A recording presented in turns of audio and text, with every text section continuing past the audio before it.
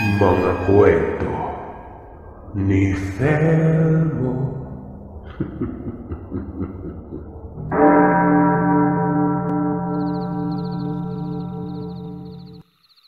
Mapagpalang araw, Sir Seth. Meron na naman akong ibabahagi na kwento sa inyo. At sana pumasa sa panlasa nyo para mabahagi niyo sa inyong mga magigiliw na tagapakinig. Ang kwentong ito ay tungkol sa isang dating kilalang manggagamot sa may Davao. Late 90s o early 2000 ay naging uso sa amin ng mga albularyo. Sila yung tipo ng mga manggagamot na pinapasapi nila sa kanilang katawan ang kanilang mga gabay. Etong si Ate Jenna ay nakilala dati na sinasapian ng Santo Niño. Ikikwento ko na lamang po ito sa kanyang point of view para madali lamang i-type. Itago niyo na lamang po ako sa pangalang Jenna, residente ng isa sa mga probinsya sa Davao. Ako ay dating manggagamot. Kung nagtataka kayo kung bakit dating manggagamot ang sinabi ko, malalaman niyo sa kwentong ito. Ang lolo ko na si Esteban ay isang mang-uukit. Gumagawa siya ng ribulto ng mga santo. Isa rin po siyang antingero at mahilig sa mga mutya. Isang araw ay nagputol ng puno ng mangga ang kaibigan niya. At humingi ito ng isang sanga na kasing laki ng hita. Medyo may kahabaan din yon. Balak niya itong ukitin bilang mga santo na ibebenta sana. Nakagawa siya ng dalawa. Hindi ko na maalala yung isa, basta ang isa doon ay isang Santo Niño. Noong mga panahon na yon, dalaga pa si Nanay Lita. Isang araw, naglilinis umano siya ng kanilang salas ay meron siyang narinig na sumisitsit. Hinanap niya ito pero walang tao sa paligid. Hanggang sa mapansin niya na galing sa altar ang pagsitsit nun. Nilapitan niya ito at doon nagsimula na maging kaibigan ni Nanay Lita ang ninyo na ito. Naging manggagamot si Nanay sa loob ng maraming taon. Hanggang sa tumanda ito at pinamana sa akin ang ribulto bago siya pumanaw. Noong mga panahon na matanda na si Nanay ay hindi iba sa akin ang mundo ng espiritual. Dahil mula pagkabata ay dahan-dahan niya akong sinasanay para maging tagapagmana. Para sa akin ay isa yung malaking karangalan. Nung nagsimula ng magkasakit si Nanay, sabi niya, oras na umano para isalin sa akin ang kakayahan na ito. Meron daw palaging binubulong sa kanya ang ninyo ng isang ritual. Isang gabi na bilog ang buwan, isinagawa ni Nanay ang ritual na ito. Paikot-ikot itong sumasayaw na may siga sa gitna habang karga-karga ang ribultong yon. May kinakanta itong hindi ko maintindihan ang lengguwahe. Hinawakan niya yung kamay ko at pinasabay sa pagsayaw. Nung gabi na yon ay willing akong gawin kung ano man ang ginagawa ni Nanay. Habang umiindak ako, paikot sa apoy na ito. Para bang may isang enerhiyang pumapasok sa katawan ko. Para akong lumulutang sa hangin at napakagaan ng pakiramdam. Ang huling naaalala ko ay pinasan ni Nanay ang ribulto sa akin. Kinabukasan noon ay nakaratay na lamang si Nanay at parati niyang sinasabi na sinusundo na siya ng ninyo. Makalipas lamang ang ilang araw, Sir Seth, pumanaw na ito. Ilang linggo lang ang lumipas ay ako na ang sumalo dahil marami talagang pumupunta sa bahay at humihingi ng tulong. Pag nanlalamig na ang katawan, yung tipong maginaw kahit tagaraw, ay alam ko na andyan na si Ninyo. May naririnig akong bulong ng isang bata na ang sabi ay, "Matulog ka muna ako nang bahala. Pinipikit ko na lamang ang mga mata ko at sasapi na nga ang ninyo na ito. Sabi ng mga tao ay mas malakas ako kaysa sa nanay ko dahil kahit pisikal na karamdaman ay napapagaling ko nun. Buong araw akong nanggagamot pero buong araw din akong tulog dahil ibang espiritu yung gumagamit sa katawan ko. Kinagabihan pagkatapos ng gamutan, nag-aalay ako ng mga matamis na pagkain sa harap ng ribulto. Yun ang request niya sa akin, sa pamamagitan ng bulong. Araw-araw yun, Sir Seth. Walang palya. Lumipas ang ilang taon, nakilala ko yung mister ko. Nagustuhan ko si Ruel dahil mahilig din ito sa usaping espiritual at saka madasalin ito. Naiintindihan niya ako dahil antingero din siya. Meron siyang medalyon ng San Miguel. May tangan siya na gamit pero pandepensa lamang at wala itong alam sa panggagamot. Nagkamabutihan kami at makalipas ang isang taon, nagsama na kami sa iisang bubong. Simula nang nag-asawa ko ay minsan na lamang nagpaparamdam ang ninyo. Akala ko nga nagselos na siya. May mga panahon na pumipila ang mga tao sa bahay para magpagamot. Pero wala silang napapala dahil hindi dumadating si Ninyo noon. Walang sumasapi sa akin. Hindi rin naman ako tulad ng ibang tao na magpapanggap para lang makahingi ng donasyon. Isang gabi, nanaginip ako naggalit na galit si Ninyo. Ang asawa ko raw, kampon ng demonyo. Ang medalyon umano ng asawa ko ay hindi raw galing sa anghel, kundi galing sa demonyo. Napapaso umano siya sa init nito, dahil galing umano sa impyerno yung medalyon na yon. Para makasapi ulit siya sa akin at lumakas ang presensya niya sa bahay ay dapat umanong mag-alay na ako ng dugo ng manok. Ayaw na niya sa mga candy o mga matatamis na kakanin.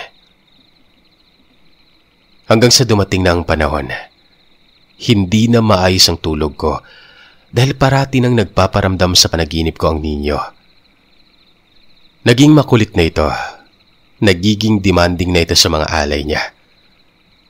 Gusto niya ay araw-araw na akong mag-alay ng dugo.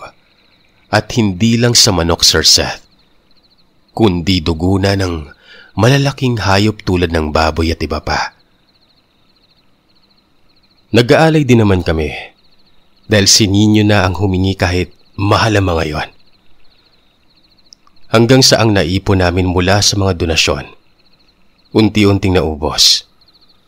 Tumigil kami dahil naubusan na kami ng pera. Makalipas ang ilang linggo, naging perwisyo na ito, Sir Seth. Sumasapi na siya kahit nasa labas ako ng bahay o kaya'y nasa palengke ako. Basta pag malayo ako sa asawa ko. Mga tao na lamang ang nagsasabi na minsan daw ay nagwawala ako sa palengke noon. Minsan, hindi ko alam kung bakit may mga pasa ako. At yung mga naghatid sa akin sa bahay na lang ang nagsasabi sa mga nangyari. Nakakaya na talaga at pinagchichismisan na ako ng aking mga kapitbahay. Sabi nila, nababaliw na umano ako dahil sa droga. Puro mga masasakit na salita ang natatanggap ko sa mga taong yon. Kada kabilugan ng buwan, nagre-ritual ako at nag-aalay ng dasal sa ninyo.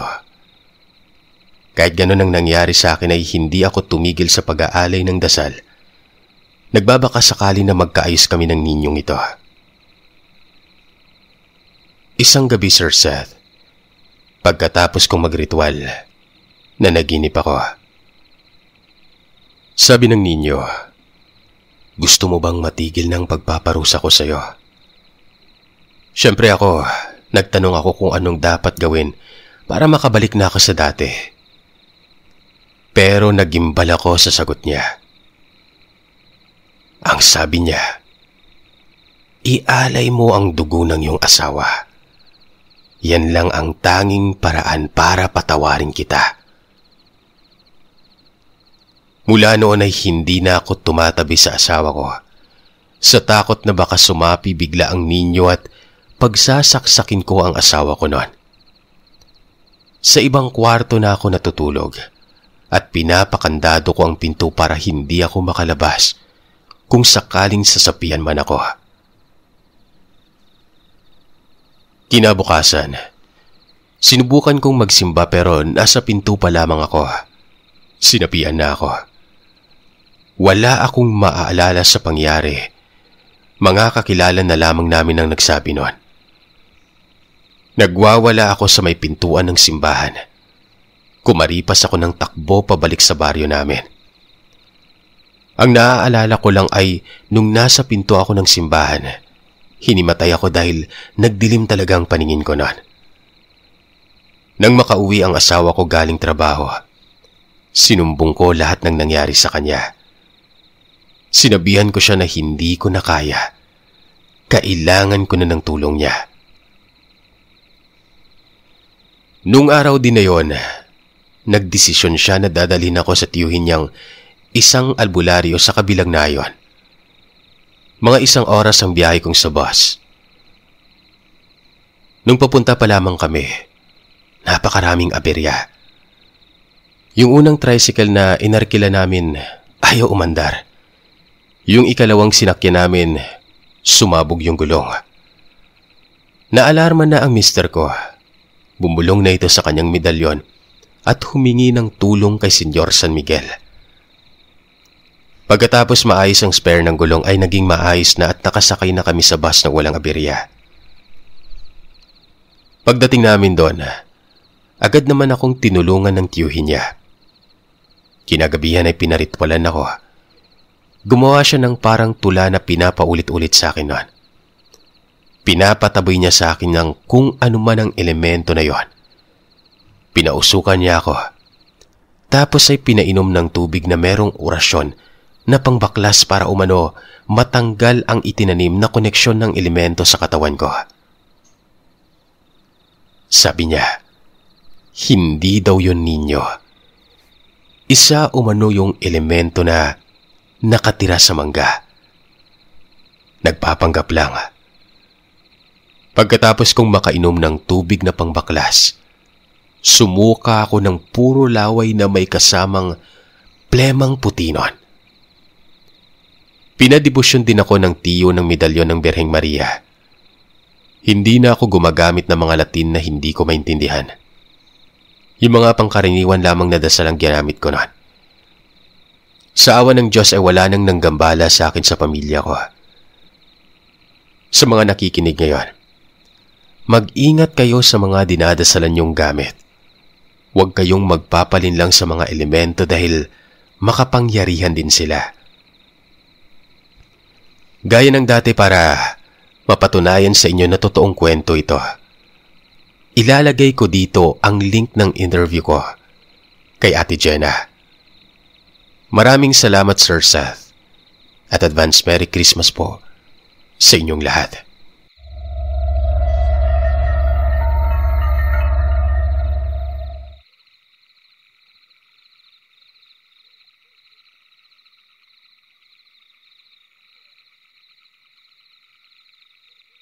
Mapagpalang araw sa inyo, Sir Seth. Tawagin niyo na lamang po ako sa pangalang John G. Mahilig po ako sa kwentong katatakutan dahil bata pa lamang ako ay hitik na ang lugar namin sa mga karnasang may ugnay sa kababalaghan. Ang nangyari na ito ay mismong karanasan ng aking ina tungkol sa isang ribulto ng Birheng Maria na minsan na umanong iniwan sa dati nilang bahay. Bago ko simulan ang pinakakwento, malinaw ko lamang na hindi ko hangad siraan ang paniniwala ng kung sino. Dahil sa tingin ko naman ay hindi ito apektado ang relihiyon na paniniwala. Nakafocus lamang ito sa isang specific na ribulto, sa isang specific na pangyayari. Subali yun nga, dalaga si Mama noon nang nilipat ito pangsaglitan sa may bahay. itong rebulto na ito. Ang sabi ay dadaanan lamang umano ito ng kaibigan ni Lolo dahil sa may kalakihan ito at mahirap itong dalhin papunta sa bayan. Doon umano ito tatapusin. Sa madaling salita, hindi pa tapos ang rebulto pero may mukha na ito at katawan na sa tingin ni Mama, finish na lamang ito. Pakikinisin tapos ay papakintabin. Mga ganon. Bagamat bungalo ang lumang bahay nila Mama, ay may kalakihan ito at simentado. Dahil kahit papano ay nakakaangat na sila sa buhay dati pa. Ikalawang araw na nandun ang rebultong ito. Palagi na lamang nagigising si Mama, si Lolo at Lola na parang may malakas na ulan o bumabagyo sa labas. As in kumukulog talaga nun. May kidlat pa na umiilaw sa labas ng kabahayan. Tapos yung tubig ulan ay akala mo mabibigat na bloke ng yelo na bumabagsak sa may bubungan. Tapos Sir Seth, nakakaamoy sila ng dagta o yung matapang na amoy ng insenso uusok na nanggagaling sa kahoy. Pag nagigising naman sila at sumisilip sa labas, wala. Tuyo ang mga kalsada o kung anong parte ng bahay. At maliban sa hamog ay maaliwalas na umaga ang sumasalubong sa kanila. Nung umaga ding yun, umalis sa mga magulang ni Mama para may aasikasuhin. Wala siyang ibang kasama sa bahay kaya naman ang ginawa na lamang noon, magbasa ng libro sa kwarto niya. Palagi namang ganun Sir Seth. Habang nakadapa umano sa higaan, naririnig na ni Mama na may naglalakad sa may loob ng bahay. Siyempre akala niya nakauwi na sila Lolo at Lola dahil wala namang kahul ng aso sa labas. Nakasarado naman at lock ang pintuan nun. Ang ipinagtataka niya lamang Sir Seth ay kung bakit parang napakabigat ng hakbang. Yung talagang parang galing sa mabigat na bakya yung ingay. Alam niya na hakbang yon, pero papukpok. Ganon. Gawa ng hindi naglalak ng pintuan si Mama ay nararamdaman niyang huminto ang lakad sa may pintuan. At dahil gawain naman ito ng Mama niya pagka-uwi, hinayaan niya na lamang na dumungaw ito. Bumukas ng konti ang pinto. Tapos ay narinig niya ang boses ni Lola na nagsalita. Luisa. Kaboses daw po talaga ni Lola yon pero nagtaka siya kung bakit nagtayuan ang mga balahibo niya. Nilingon niya yung pintuan pero agad itong nagsara. At muli niyang narinig yung hakbang na mabibigat na palayo nun. Nag-focus na lamang si Mama sa pagbabalik ng atensyon niya sa pagbabasa. Baka lamang nakabili ng bagong sapatos si Lola. Kanya. Maya-maya pa ay bumangon si Mama para pumunta ng kusina. Umiinom ito ng tubig nang sa may pintong bukas mula sa kusina papunta sa sala.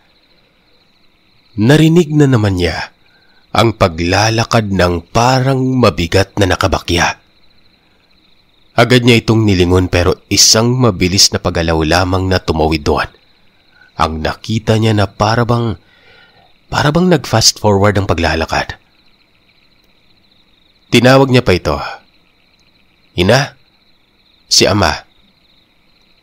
Nakarinig siya ng sagot na wala. Pero ganun pa rin umano ang nararamdaman niya. Bagamat boses ng kanyang ina, ay nangilabot pa rin siya sa punto na yon. Bumalik siya ng kwarto at muli ay dumapa habang nagbabasa. Pero sa punto na ito, nakatalikod na siya sa may pintuan. Maya-maya pa, narinig niya na naman ang tunog ng mga mabibigat na paa na yon. At dire-diretso na itong nagbukas ng kwarto niya at pumasok. Pero sa pagkakataon na ito, Sir Seth, hindi niya maigalaw ang katawan niya. Mula sa pwestong nakadapa noon at nakaharap sa libro. Naaamoy niya naman ang insenso at usok na parang sinusunog na puno nun. Naramdaman ni Mama ang pag-aplos nito sa mga buhok niya at tila ba kinakantahan siya ng lengguwaheng hindi niya maintindihan. At doon, unti-unti na siyang nawalan ng malay. Nararamdaman pa niya umano na merong humahatak sa kanya, na tila ba inaayos ang pagkakahiga. Mga ilang minuto pa ang lumipas ay tila ba nanumbalik ang pakiramdam ni Mama na makontrol ang sarili nitong katawan. Pero pagkadilat niya, Sir Seth, halos muli siyang himatayin ng makitang merong nakatayo sa paanan niya, nakangiti sa kanya. Ang mga buhok nito ay nakalugay na parang mga baging ng isang balete. Kumakanta pa rin ito ng lengguwaheng hindi niya maintindihan at inaapak-apakan nito ang hita ni Mama noon. Nagsisigaw si Mama noon pero dahil sa sakit na nararamdaman ay muli siyang nawalan ng malay. Muling nagising si Mama na masama ang pakiramdam at mabigat ang katawan. Pagkagising niya umano ay nasa ospital na siya sa bayan. Kinamusta muna siya nila lolo at lola kung okay na ba yung pakiramdam niya. Napakaraming pasa ni Mama noon. Ikinuwento niya pa rin kila lolo ang mga naaalala niya kahit na alam niyang may tsansang hindi maniniwala ang mga ito. Bagamat nagtitinginan ay may tanong o nag-aalinlangan sa sinabi ni Mama, ay hindi naman sila nag-atubiling humingi ng tulong sa mga albularyo. Bali Sir Seth, akala pala nila na una ay nilooban sila noon. Bagamat wala kang makikitang force entry na sirang mga bukasan o pasukan sa loob ng bahay, ay wala din naman silang nakitang tao sa loob. Basta nadatnan na lamang nila si Mama noon. Sa uling pagkakaalala ni Mama, nasa higaan siya. Pero nang datnan nila lolo ay nasa sahig ito ng sala. At ilang metro mula sa kanya ay ang ribultong hindi pa tapos. Wala namang nabali o ano kay Mama maliban sa mga pasa na parang ang galing sa pag-apak o pagpalo ng mabigat na bagay. Ayos ang buong bahay. Walang nawala. Ang buong akala nga din nila ay ninanakaw ang ribulto at naaktuhan ni Mama pero ayon sa mga otoridad ay wala silang maisip kung paanong nakapasok o nakalabas ang gumawa noon kay Mama. Matapos matingnan ng albularyo si Mama, sinabihan nito kagad sina lolo at lola na kausapin ang may-ari ng ribultong pinauwi sa kanila. Dahil may naglalagi umano ditong elemento. Hindi umano purong kahoy ang laman ng ribultong yon. Kinaumagahan din pagka-uwi nila lolo at lola. Dinespatcha kaagad nila ang ribulto. May kagaanan ito ng pinapasok sa bahay pero nang nilabas ay halos hindi na mabuhat ng iilang mga kalalakihan. Hinatak ito palabas noon. Naayon kay Mama, sabi nila lolo ay dinala daw sa bahay ng albularyo at doon na lamang nilagi. Naging maayos naman si Mama, Sir Seth, at wala na siyang naging balita sa ribulto maliban na lamang sa kinuha pa rin ito ng kaibigan ni lolo na nagpaiwan noon. Magmula noon, sobrang matatakotin na ang aking Mama sa mga ribulto, lalo na yung mga purong kahoy lamang ang kulay at hindi pinturado ng mga maaliwalas na kulay ng pintura. Lalong-lalo na Sir Seth, nang ilang linggo matapos makuha ng kaibigan ni lolo ang ribultong yon, bigla umano itong naaksidente at naputulan nito ng 2 paa.